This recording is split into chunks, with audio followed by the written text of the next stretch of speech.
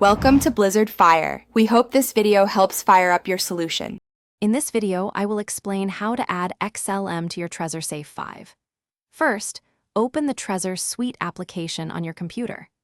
Connect your Trezor Safe 5 device using its USB cable, then unlock it by entering your PIN directly on the device screen.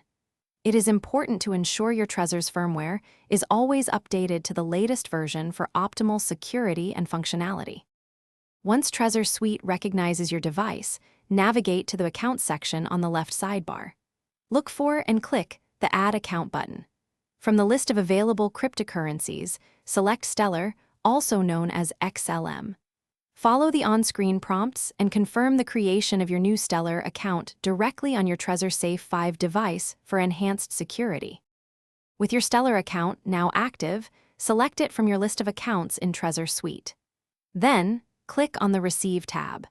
Your unique Stellar Lumens receiving address will be displayed.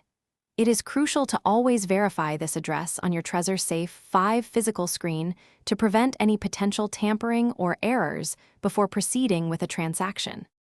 When dealing with Stellar Lumens, remember that a minimum balance of 1 XLM is needed to activate a new account on the network.